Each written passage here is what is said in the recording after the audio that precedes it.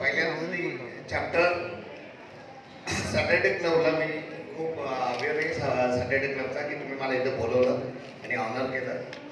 So माझं गाव मार्गदाम आहे आणि माझे वडील होते प्रायमरी टीचर. 7 गव्हर्नमेंटचा कुटुंब होता, सगळ्यात छोटा मी. आणि 10वीपर्यंत शिक्षण मार्गदामला झाल्यानंतर मी रत्नागिरीला माझा सिव्हिल इंजिनिअरिंगचा डिप्लोमा केला. त्याच्यानंतर उच्च शिक्षण मी पुण्यात गेलो. पण पुण्यात गेल्यानंतर मी डिग्री काही कंप्लीट करू शकलो नाही, कारण मी माझ्या कामावर जास्त फोकस केला. आणि नॉर्मली असं असायचं की पहिल्या दिवसापासूनच बिझनेसच करायचं स्वप्न उराशी घेऊनच मी बाहेर पडलो. पुण्यात जायचा डिसिजन घेतला. तिथं माझा एकही मनुष्य माझ्या ओळखीचा नव्हता. म्हणजे स्वतःची ओळख आपण स्वतःच तयार करायची, हा ध्यास घेऊन तुम्ही पुण्याला गेला. येस, धन्यवाद. प्रत्येकजण इथे उद्योजक आहे, तो सुरुवात छोटी करत असतो. तशीच स्कॉन कन्स्ट्रक्शनची सुरुवात कशी झाली आणि या प्रवासाचा पहिला टप्पा कसा होता? स्कॉनचं खरं फाउंडेशन ह्याला 24 मे 2007ला झालं. पण त्याच्याशी जेव्हा मी 93ला पुण्यामध्ये गेलो तेव्हा मी सुरुवात एका इंडस्ट्रियल कंपनीमध्ये काम केले. Industrial company. त्या कंपनीमध्ये माझा सुरुवातीला 700 रुपयापासून प्रवास चालू झाला.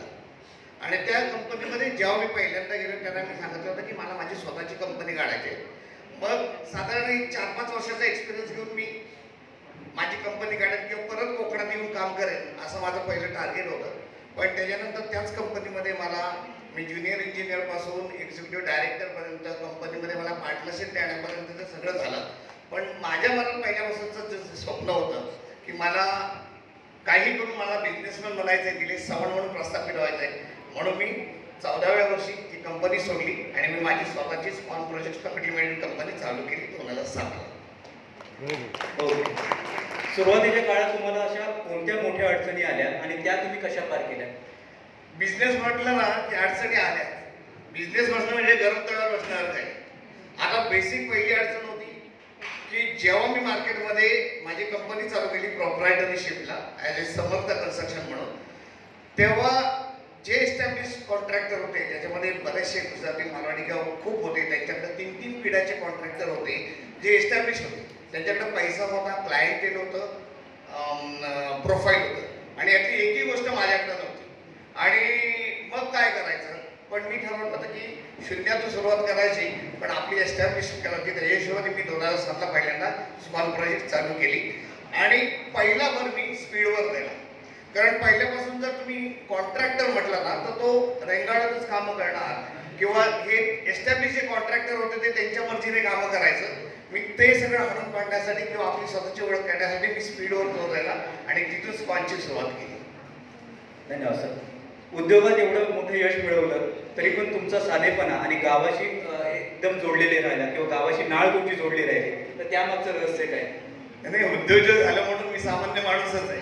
आणि ज्या गावात जन्मलो, जिथं माझा जन्म झाला, जिथं माझं अख्खं बालपण गेलं, तर त्याची नाळ जुळलेलीच होती. त्यामुळे ते गावाशी जुळणं हे काय चांगलं आहे. म्हणजे मला स्वतःचा आत्ताचा एक्सपिरियन्स असा आहे की मी स्वित्झर्लंड फिरून आणल्यापेक्षा मी 2 दिवस मार्गदर्शनला राहण्यात तुम्हाला जास्त फ्रेश वाटतं. हे खूप महत्त्वाचं आहे. म्हणजे कोकणामध्ये एवढं मोठं होऊनही तुमची कोकणाची नाळ तुटलेली नाहीये. सर, माझं बालवाडीपासूनचे मित्र, माझे शाळेचे मित्र, माझे कॉलेजचे मित्र आणि माझे व्यवसायातले मित्र आता सगळे मित्र इंटॅक्ट आहेत. त्यामुळे मी प्रत्येकाशी टचमध्ये असतो. म्हणजे आता माझे त्यातले काही मित्र इथं आलेले आहेत, तर आजही मी माझ्या पहिलीपासून 10वीपर्यंतचा आमचा 48 जणांचा ग्रुप आहे मित्रांचा आणि ते आम्ही गेली 11 वर्ष डेली 3 दिवसासाठी दरवर्षी भेटतो. अरे वा. आम्ही ऐकलं आहे की तुमच्या वेबसाईट आणि सोशल मीडिया चॅनलवर पाहिलं आहे की तुमच्या ऑफिसचं उद्घाटन हे master blaster Sachin Tendulkar sir यांनी केलं, तर ते कसं काय घडलं? तर मी जेव्हा 2007ला कंपनी चालू केली तर माझं पहिलं काम होतं 55 लाखाचं. आणि हे काम करताना माझ्याकडे पैसे नव्हते. काही समजा 30,000ची एफडी म्हणून मी काम चालू केलं. आता हे चालू करताना खूप अडचणी आल्या किंवा यायला. पण मी काय केलं, जे पहिलं 55 लाखाचं काम होतं ना, ते पहिलं काम 4 महिन्यासाठीचं होतं. मी ते 3 महिन्यात कंप्लीट केलं आणि मी तिथून माझी आयडेंटिटी चालू केली. आणि हे असं करत असताना ना पहिल्यापासून मी सचिन तेंडुलकरचा डाय हार्ट फॅन. म्हणजे सचिन तेंडुलकरची मॅच चालू असेल तर मी अजिबात काम करायचो नाही. आजही तुम्ही जर पाहिलं तर मी ऑफिसला गेलो तर मी सकाळी 8:30 वाजता ऑफिसला असतो. म्हणजे मी रात्री घरी 10 वाजता जाऊ दे, रात्री 2 वाजता जाऊ दे किंवा सकाळी 4 वाजता घरी जाऊ दे, तरी सुद्धा मी सकाळी 8:30ला ऑफिसला असतो. आणि ह्याच्यात 30 वर्षात खंड पडलेला नाही. कारण टाईम इज द मनी हे पहिल्यापासून मानत आलंय. आधी माझ्या ऑफिसमध्ये माझ्या स्टाफला 9चं टायमिंग आहे आमचं. तर 9 वाजून 1 मिनिटाने जो स्टाफ येतो त्याला गिल्टी वाटतं. कारण मी त्याला म्हटलं तू सुरुवात परफेक्ट कर, सुरुवात लवकर कर, मग तू संध्याकाळी तुझी कामं सोडून पण लवकर गेलास तरी चालेल. त्यामुळे काय झालं की हे करत असताना तेव्हा मी सकाळी 9 वाजता जर कधी ऑफिसला नाही आलो ना तर आमचा ऑफिसचा स्टाफ म्हणायचा की आज सचिन तेंडुलकरची मॅच दिसते. आणि मग मी 10-10:30 आलो ऑफिसला की म्हणायचे तेंडुलकर आलो सगळा.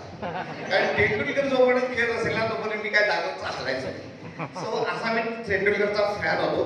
मग काय झालं होतं की जेव्हा मी पहिल्यांदा बॅचलर म्हणून 93ला पुण्यात गेलो तर मी कॉड बेसिसवर राहत होतो. आणि कॉड बेसिसवर काही टी व्ही आणि काही नव्हतं. मग तेव्हा टी व्ही क्रिकेटचा प्रचंड वेळ होता ना, त्यामुळे टी व्ही बघायला काय करायचं, शोरूमच्या समोर जायचं. जे असे 15-20 टी व्ही लावलेले असतात तर तिथं जाऊन बघायचो. मग तो शोरूमवाला काय करायचा की गर्दी झालं की हाकलायचा. असं मी नॉनस्टॉपला राहायचो, हाकलं टेकटपर्यंत जायचं. आणि पण मॅच बघायची त्यामुळे स्वस्त बसून द्यायचं नाही. माझा एक मित्र आला आणि तो मला वाटला की दिल्या एक हॉटेल आहे शास्त्रीनगरमध्ये, तिथं तो हाकलत नाही, पण अट एकच आहे, बिअर असेल. म्हणजे ओंकार नावाचं हॉटेल होतं आणि तिथं ते जायचं. मग आम्ही तेव्हा पैसे नव्हते, पण मित्र जे आम्ही क्रिकेटचे प्रेमी होतो तर त्या हॉटेलमध्ये बसून ना गरम होईपर्यंत बिअर प्यायचो. आणि पण तो हाकलायचा नाही. मग त्याच्यानंतर लक्षात आलं त्याला की माझा तेंडुलकरच्या बद्दल प्रचंड मी फॅन असायचं. तर ते मॅच बघता मी सहज माझ्या एका मित्रांना म्हटलं, जे मित्र आजही माझ्यासोबत आहे, की यायला मला ना माझं एक स्वप्न आहे. ही मी गोष्ट सांगते तुम्हाला 2000च्या आसपासची, की मी माझं स्वतःचं ऑफिस बांधेन आणि तेंडुलकरला ओपनिंग मला बोलवेन. जर तेव्हा आजूबाजूला कुणी नक्की हे ऐकलं असतं तर त्यांना वाटलं असतं हा नक्की बिअर प्यायला. कारण तेव्हा काही नव्हतं माझ्याकडं प्रोफाईल नव्हतं, माझं ऑफिस नव्हतं, मी नोकरी करत होतो. आणि त्यावेळेला मी हे वाक्य बोललं होतं. पण मी तुम्हाला खरं सांगू, ते स्वप्न मी दिवस फक्त उरात घेऊनच चुकलो. आणि मी 2007ला जेव्हा माझी कंपनी चालू केली, कंपनी पहिल्यांदा मी 180 स्क्वेअर फुटात भाड्याच्या जागेत चालू केली. म्हणजे जिथं एकाच खोलीमध्ये आम्ही सगळेजण बसायचो.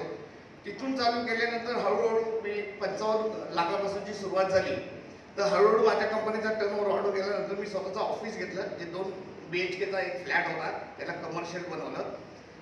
पण मला हेच माझं जे डोक्यातलं होतं ना की ते स्वस्त बसून घेत नव्हतं, की मला माझं स्वतःचं ऑफिस बांधायचं आणि तेंडुलकरचं आणायचं. मी 2010 पासून त्याच्या पाठीमागं लागलो. मग तेव्हा जागाही नव्हती फायदा. आणि एजंट यायचे, सांगायचे ही जागा आहे ती जागा आहे, अडचणी यायच्या. पण ते काय 2-3 वर्ष काही झालं नाही. आणि मी 2010ला माझ्या टीमला डिक्लेअर केलं होतं. म्हणजे मी माझ्या कंपनीचा प्रत्येक टप्पा दर 5 वर्षानंतर काय असेल हे मी 5 वर्ष आधी प्रिडिक्ट केलेलं आहे नेहमी. तर मी तेव्हा माझ्या टीमला सांगितलं होतं की 17 डिसेंबर 2017 ही माझी जन्मतारीख आहे, डिसेंबर. तर 17 डिसेंबर 2017ला आपलं स्वतःचं ऑफिस बांधायचं आणि तेंडुलकरला ओपनिंगला बोलवायचं. इंटरव्ह्यू होता सह्याद्री वाहिनीवर झेम या 17मध्ये, जिथे 1 तासाचा एपिसोड होता. असे 3 एपिसोड होते. तर नॉर्मली ड्रायव्हरही तो एपिसोड असायचा. तर आपण सगळ्या मित्रांना पाठवतो, एवढे माझा टीव्हीवर इंटरव्ह्यू आहे बघा म्हणून. असं जसं पाठवतो तसं सुनंदन लेण्याला मी पाठवलं. सुनंदन लेणे माझे मित्र काय झाले होते, कारण जेव्हा सचिन तेंडुलकरच्या 100 सेंचुरी झाल्या तेव्हा मी माझ्या अख्ख्या सोसायटीला जेवण दिलं. आणि माझी सोसायटीवरून 4थ्या सोसायटीमध्ये सुनंदन लेणे. सो त्यांना हे त्या सगळ्या सोसायटीमध्ये चर्चा होती की असा कोण सचिन तेंडुलकरचा फॅन आहे की ज्याला अख्ख्या सोसायटीला जेवण दिलं, म्हणून त्यांना मला बघायची इच्छा होती. म्हणून आमची एक अशी औपचारिक भेट झाली गेटवर सोसायटीच्या. मग तेव्हा त्यांना सांगितलं की मी खूप क्रिकेटचा फॅन आहे किंवा तेंडुलकरचा फॅन आहे. आणि मग आमच्या कंपनीमध्ये सुद्धा 2 इव्हेंट होतात वर्षाला. एक असतो ऑफिस डे, फाउंडेशन डे, ते आमचा 3 दिवसाचा असतो. आणि कल्चरल इव्हनिंग सेट असतो. आणि एक असतो स्पोर्ट डे. तर स्पोर्ट डेमध्ये सकाळी 7 ते रात्री 2-3 वाजेपर्यंत होईल गाला पार्टी, असा आमचा तो डे असतो. सो सुनंदन लेणी भेटल्यानंतर त्यांना मी सांगितलं, तेव्हा आमच्या ऑफिसचं बांधकाम चालू झालं होतं. तर तेव्हा मी सांगितलं की माझी अशी इच्छा आहे की तेंडुलकरला आणायचं आणि त्याच्या हस्ते आमच्या ऑफिसचं ओपनिंग आहे. म्हणून आम्ही त्याला ऑफिस दाखवलं, मग त्याला आमच्या क्रिकेटचे 2 इव्हेंट दाखवले की आम्ही कसं असतो. त्यानं तेव्हा मला त्यानं पाहिलं की माझं क्रिकेटमध्ये प्रेम, तेंडुलकरच्या वरती प्रेम. मग तो म्हटला की ठीक आहे बघूया. मग सुनंदन लेलेंनी ट्राय केला. तेंडुलकरचे 25 मॅनेजर आहेत आणि त्यांना जेव्हा त्याने भेटलं तेव्हा त्यांनी त्याला पहिला प्रश्न विचारला, पैसे किती देशील. त्यामुळे मग जेव्हा त्यांच्याकडून जे काही डिमांड आल्या तर मला मग लेले म्हणायला लागलं की निलेश ते फार कठीण दिसतंय आणि बघूया असं. तर मी म्हटलं नाही सर, काही झालं तर तेंडुलकरला आणायचं. आणि मला ना खरोखर सांगतो तुम्हाला, मला हे झोपूच देत नव्हतं हे माझं स्वप्न. त्याच्यानंतर काय झालं, तो जो सह्याद्रीवरचा माझा इंटरव्ह्यू आला ना, तर ते आपण सगळ्यांना पाठवलं. त्याप्रमाणे मी सुनंदन लेलेंनाही पाठवलं की माझा इंटरव्ह्यू बघा. सुनंदन लेलेंच्या मनात काय आलं, तर त्यांनी काय केलं, तेंडुलकरला फोन केला. कारण ते तेंडुलकरचे खूप क्लोज फ्रेंड आहेत. ते म्हटलं अरे तुझा एक डाय हार्ड फॅन आहे, जो तुझा प्रचंड मोठा फॅन आहे, तर त्याचा इंटरव्ह्यू आहे टीव्हीवर, तू बघशील का. आता तेंडुलकर खरोखर सांगतो थरो जेंटलमन आहे. त्या माणसाला आम्ही भेटलो तो, तर त्याने सांगितलं अरे मी मोकळाचा काय हरकत नाही, मी टीव्ही बघेन, त्याचा इंटरव्ह्यू बघेन. आणि तुम्हाला सांगतो that is the turning point. स्वतःहून सुनंदन लेलेंना फोन केला आणि सांगितलं की ह्या माणसाच्या ऑफिसच्या ओपनिंगला यायला मला आवडेल. That is the turning. म्हणजे व्यवसायामधलं जे सातत्य आहे, तसंच तेंडुलकरला आणण्यासाठी जे तुम्ही सातत्यपूर्वक पाठपुरावा केला, तर त्यामुळेच तेंडुलकर हे स्वप्न तुमचं आज पूर्ण झालं. कन्सिस्टन्सीच ही महत्वाची आहे कुठच्याही धंद्यात. तुमचं जर सातत्य नाही ठेवलं, किती तुम्ही अपयशी झाला, तर सातत्य नाही ठेवलं तर नाही शक्य. हा ध्यास एक दिवसाचा नसतो, हे अखंड असतं. आणि ज्या दिवशी तुमचं सातत्य कमी पडेल, तुमचा प्रयत्न कमी पडेल, त्याच्यानंतर तुम्हाला आहे तो बिझनेस त्या लेवलला ठेवणं सोडा, तो डाऊन जायला जातो. तर लेवलला जरी ठेवायचं असेल तर तुम्हाला ते प्रयत्न करायला लागतात. आज सिंपल गोष्ट सांगतो की आपला स्टाफ आहे, तो सहज सकाळी मेसेज टाकतो, I am not feeling well, आणि तो शूटिंग येतो. आपल्या अंगात ताप असला तरी आपल्याला पुढे घेऊन यायला सांगतं, आपल्याला म्हणजे पुढं काय वाढलेलं आहे. त्यामुळे धंद्यात किंवा ह्याच्यात सातत्य फार गरजेचं आहे. जेव्हा तेंडुलकर आले ना, ती एक घटना फार महत्वाची आहे. तेंडुलकर आले, त्यांना आमच्या ऑफिससाठी ठरलं होतं अर्धा तास देणार म्हणून. मग त्यांनी मला जेव्हा आमचा कॉन्फरन्स कॉल झाला, त्यांनी सांगितलं की तू अजिबात परमिशनची आणि भानगडीत पडू नको, कारण ते भारतरत्न होते, खासदार होते, तर अजिबात त्याच्या भानगडीत पडू नको, नाही तर कलेक्टरची परमिशन लागते. मग तुला पॉलिटिकल, पोलीस ह्या सगळ्यांपासून पुढे यायला लागेल. तर मी पर्सनल कॅपॅसिटीमध्ये येतो. मग तेंडुलकर पर्सनल कॅपॅसिटीमध्ये आले आणि अर्धा तास ठरला, 2 तास दिले. तुम्हाला सांगतो त्यांनी 1 प्लेट पोहे आणि घरचा 1 कप चहा, ह्याच्यावर त्यांनी ती माझी व्हिजिट केली आणि 1 रुपयाचंही बक्षीस किंवा काही माझ्याकडून घेतलं. ही ताकद आहे सर, सातत्य. तुमचं जे सातत्य आहे तसंच इथे जमलेलं प्रत्येक उद्योजकाने त्या आपल्या उद्योगात जर त्या सातत्याने त्याचा पाठपुरावा केला तर यश फार लाभ नाही. Yes sir. इंडस्ट्रियल कन्स्ट्रक्शन सारख्या स्पर्धात्मक क्षेत्रात स्कॉन कन्स्ट्रक्शनला 2000 कोटींच्या टप्प्यावर नेण्यासाठी कोणती मुख्य तत्व आणि स्ट्रॅटेजी तुम्ही वापरल्या? सर बेसिकली मी जेव्हा सुरुवात केली, म्हणजे मी तुम्हाला सांगितलं 3 पिढ्यांसोबत कॉम्पिटिशन होती, त्यांच्याकडे सगळंच होतं. मग मी स्पीड, सेफ्टी आणि क्वालिटी या 3 तत्वावर भर देतो. 3 स्पीड, सेफ्टी आणि क्वालिटी. त्यामुळे स्पीड हा आम्ही आमचा DNA बनवतो, सेफ्टी आणि क्वालिटी कल्चर बनवतो आणि ह्याच्यासोबत स्ट्रॉंग टीम बांधून मी त्या हिशोबाने अटॅक केला. त्यामुळे आज माझी जी कंपनी आहे ह्याच्यामध्ये 8, 18, 28 8 अर्ध डायरेक्टर्स, 18 अर्ध प्रोजेक्ट VP, प्रोजेक्ट हेड्स आणि 28 डिपार्टमेंट, असं मायक्रो लेवलला त्याचं केलं. ह्याच्यामध्ये मी कुठंच नाही, पण ही अशी इंडिपेंडंट आणि ऑटो पायलटला चालणारी सिस्टीम मी तयार केली. त्या सगळ्या यशाचं हे सक्सेस आहे. एवढ्या मोठ्या प्रोजेक्ट हँडल करताना टीम बिल्डिंग आणि लिडरशिपमध्ये कोणते घटक महत्त्वाचे ठरतात असं तुम्हाला वाटतं? तर तुम्ही कुठचाही बिझनेस घ्या, ह्याच्यामध्ये 3 गोष्टी प्रामुख्याने फार महत्त्वाच्या असतात असं मला वाटतं. कारण मी कधीही कोणाची ऑटोबायोग्राफी वाचलेली नाही आहे किंवा पुस्तकात बघून, पुस्तकातून आपण ज्ञान वाटतं निश्चित आहे, पण स्वतःचा धंदा स्वतःला चालवायला लागतो. तर त्याच्या हिशोबाने मी कम्युनिकेशन, फॉलोअप आणि फॉरकास्टिंग हे 3 मंत्रावर माझ्या टीमला काम करायला सांगितलं. तुम्ही कुठचाही बिझनेस घ्या ज्याच्यामध्ये कम्युनिकेशन फार महत्त्वाचं असतं. त्याच्यानंतर तुम्हाला प्रत्येक गोष्टीचा फॉलोअप करायला लागतो आणि ह्यासाठी तुम्हाला आधी फॉरकास्टिंग असायला पाहिजे. जर तुम्ही आधी ठरवलं की 15 दिवसानंतर मला काय करायचंय, त्या गोष्टीचा तुम्ही फॉलोअप केला आणि त्याचं जर प्रॉपर कम्युनिकेशन केलं तर मला वाटतं कुठची गोष्ट चुकत नाही आणि वेळेवर होणाऱ्या गोष्टी नक्की होतात. धन्यवाद सर. आजच्या काळात टेक्नॉलॉजी, इनोव्हेशन आणि सस्टेनेबिलिटी उद्योग क्षेत्रात किती महत्त्वाची आहे? 100%. टेक्नॉलॉजी, इनोव्हेशन ह्या सगळ्या गोष्टी फार महत्त्वाच्या आहेत आणि त्याचा वापर वेळोवेळी आपल्याला करता आलाच पाहिजे. तुम्ही एक लक्षात ठेवा, एक मंत्र आहे, चेंज द ओनली कॉन्स्टंट. तुम्हाला ह्या सगळ्या ज्या परिस्थिती आहे मार्केटची, जी सिच्युएशन आहे आणि फ्युचरमध्ये काय होणार आहे, या सगळ्याचा अवेअरनेस असणं आणि त्याच्याप्रमाणे तुम्ही काळानुरूप बदलणं, दॅट इज व्हेरी इम्पॉर्टंट. नाही तर मग तुम्ही जसं आपण कोडॅकचं किंवा ह्याची उदाहरणं पाहिलं, तर जे बदलले नाहीत ना ते संपले. सो बदलायला तर लागतं, पण त्याच्यात जे छोटे छोटे बदल केले, काही मोठं रॉकेट सायन्स काहीच नाही आहे ह्याच्यामध्ये.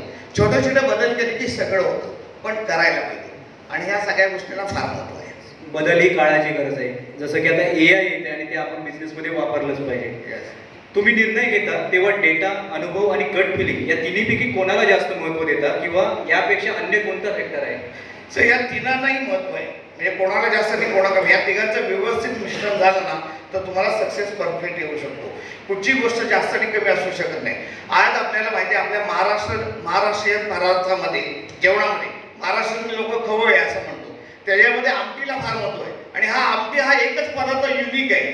त्याच्यात आंबट, गोड, तिखट, तुरट, खारट सगळं असतं बघा, पण ह्यातला एकही पदार्थ बिघडला तर ती आमटी राहत नाही. सो तसंच ह्या सगळ्या गोष्टीचं ह्या सगळ्या गोष्टीचं मिश्रण तुम्हाला प्रॉपर करता आलं पाहिजे. धन्यवाद सर. लहान शहरातील उद्योजकांना मोठं स्वप्न बघून ते पूर्ण करायचं असेल तर पहिली पायरी नेमकी कोणती असावी? सगळ्यात पहिली पायरी आहे सुरुवात करा. छोटी होऊ दे पण सुरुवात करा, कारण त्याच्याशिवाय काहीच नाही. सिंपल आहे. तुम्हाला जर आंबे खायचे तर पहिला आंब्याचं झाड लावा, त्याची प्रॉपर जोपासना करा, निगा बाळगा, तर 5 वर्षात कधीतरी आपल्याला आंबा खायला मिळतो. तसंच आहे, सुरुवात करा, दॅट इज द ओनली. धन्यवाद. व्यवसाय वाढवताना नेटवर्किंग आणि सहकार्य किती महत्त्वाचं आहे आणि त्यासाठी सॅटर्डे क्लब सारख्या नेटवर्कचा उपयोग कसा होऊ शकतो? सर, हे नेटवर्किंगच गरज असते, फुल आहे. तुम्ही बघा, तुम्ही कुठचाही व्यवसाय करा, त्याचं मार्केटिंग तुम्ही प्रत्येकापर्यंत पोहोचू शकत नाही.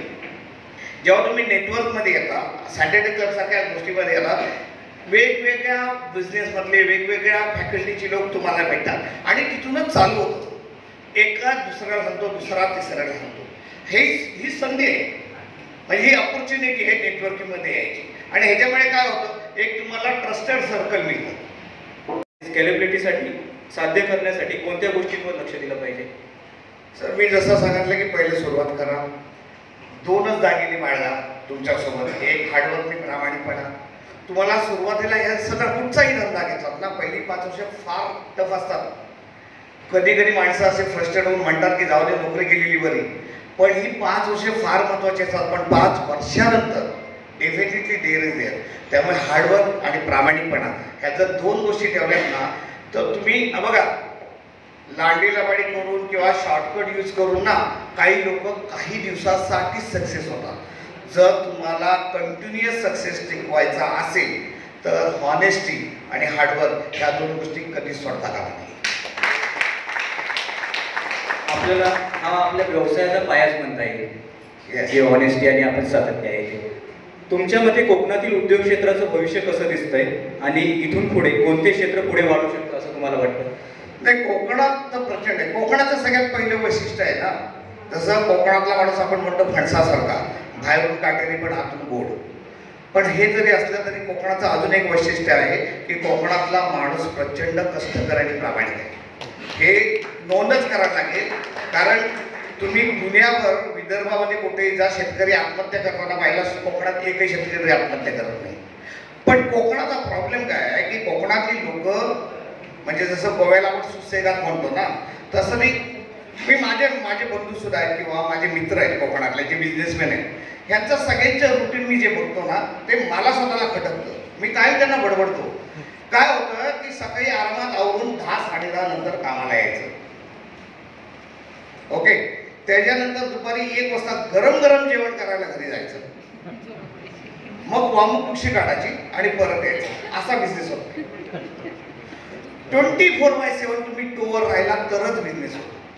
म्हणजे माझ्या ऑफिसपासून, म्हणजे मी हे केलं म्हणून म्हणत नाही, पण हा मला ड्रॉबॅक जाणवला कोकणामध्ये.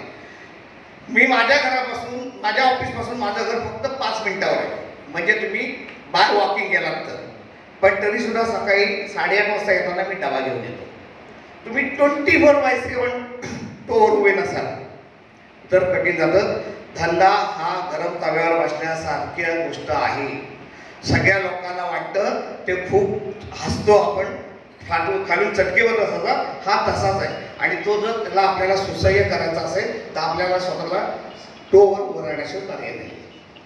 धन्यवाद सर. तुमच्या आयुष्यातील एखादा प्रसंग सांगाल ज्याने तुमचं विश्व बदललं? बिझनेसमॅन म्हणून म्हणाल तर मला पहिल्यापासून पुस्तकं वाचायची सवय आहे. म्हणजे कुठचाही पुढीचा कागद सुरू होतं.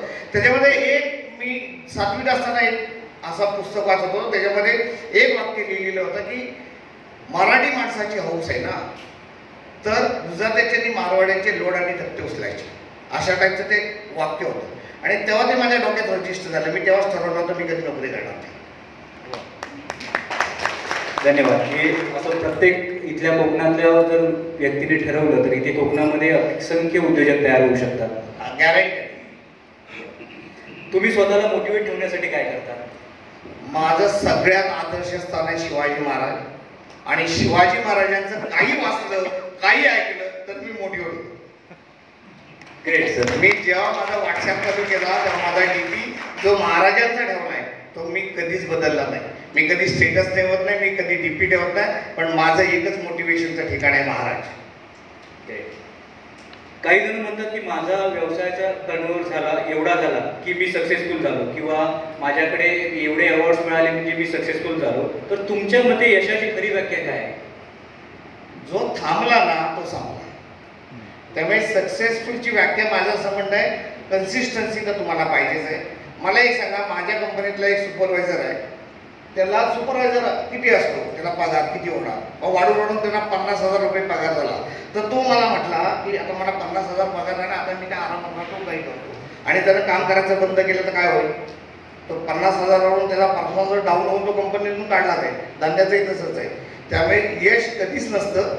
यश जे आलंय ते म्हणायचं ठीक आहे, त्याच्या पुढचा टप्पा काय आहे. त्यामुळे यश मिळालं म्हणून कोणी थांबू नये असं माझं मत आहे. व्यवसाय करत असताना आपल्या जन्मभूमीचे आणि समाजाचे आपण काही देणे लागतो, यासाठी तुम्ही काय केले आहे किंवा काय करता? नाही, खरं मला ते सांगायचं नाही, पण एक आहे की ज्या भूमीत आपण जन्मलो त्याची पान फेडायला, आणि आपण नाही केलं ना तर दुसरं कोण येणार आहे. तसं कोकणामधल्या काही गोष्टी, बऱ्याच गोष्टी आहेत ज्याच्यामध्ये मेनली मी काय केलं, मी माझ्या कंपनी म्हणजे स्पॉन फाउंडेशन म्हणून स्थापना केलेली आहे, ज्याच्यामध्ये मी खूप साऱ्या ॲक्टिव्हिटी करतो. आमच्या सीएसआरच्या सुद्धा असतील तर. त्याच्यानंतर आमचा स्वतःचा रोटरी इंटरनॅशनल क्लब आहे प्रायव्हेट, जो भारतातला 2nd नंबरचा आहे. आणि मी माझ्या वडिलांच्या नावाने एक ट्रस्ट चालू केलं आहे, ज्याच्या शेन्ना ट्रस्ट म्हणून आहे. तर ह्या सगळ्यामार्फत मी जेवढं होईल तेवढं समाजासाठी करत असतो. तुम्हाला जर पाहिलं असेल मागच्या 3 वर्षात, तर गेल्या वर्षी मी चिपळूणमध्ये आर्टिफिशियल लिंब आणि हे जे अपंग लोक आहेत, दिव्यांग लोक आहेत, त्यांच्यासाठीचं केलं. पहिल्या कॅम्पला मी 76 लोकांना मी त्या 55 लाखाचा खर्च करून त्यांना स्वतःच्या पायावर उभं केलं. सो त्या टाईपची कामं आम्ही करतो. फक्त नॉर्मली आम्ही सोशल मीडियावर या कुठच्या गोष्टीवर बोलत नाही. गेल्या वर्षी सेम कॅम्प मी याला घेतला होता ग्वागरमध्ये, त्याच्यात 103 लोकांसाठी मी केलं. तुम्हाला खरं सांगू, त्याचं सगळ्यात महत्त्व मला कधी वाटलं, जो माणूस 20 वर्ष त्या चेअरवरून उठला नव्हता त्याला आम्ही ते मॉड्युलर फूड दिला. तो पहिल्यांदा जेव्हा चालला आणि आमच्यासमोर 2 मिनिटं कॅटवॉक करून दाखवला ना, तेव्हा लक्षात आलं की आपण केलेल्या प्रयत्नाला चीज आहे. 20 वर्षानंतर तो माणूस आला. याला आपण माझ्या यशाची खरी व्याख्या आपण म्हणू शकता की मी जे हे आज काही आहे तर ते याच्यावरती सार्थक केलं. या सगळ्या लोकांचे आशीर्वाद, आई वडिलांचे आशीर्वाद ह्याच्यामुळे सगळं तुमचं जे आहे दान करावं पण ते गुप्त असावं, या व्याख्येवरती म्हणजे खूप काही घेण्यासारखं आहे. मध्ये काय केलेलं होतं की जसं आम्ही EPC कॉन्ट्रॅक्टर पॅन इंडिया काम करतो. म्हणजे आज तुम्ही तामिळनाडू, राजस्थान, UP, गुजरात, हैदराबाद, तेलंगणा, गोवा, कर्नाटक इथं माझे सगळीकडे प्रोजेक्ट चालले आहेत. आता 42 प्रोजेक्ट चालू आहेत आणि हे सगळं आम्ही हेड ऑफिसमधून सेंट्रलाइज सिस्टीममध्ये करतो. आणि माझ्या कंपनीमध्ये माझा पहिला जो एम्प्लॉई आहे हा कंपनीचा डायरेक्टर आहे. मी बाहेरून काहीही आयात करत नाही. मी माझ्यामध्ये स्किल सेट तयार करतो.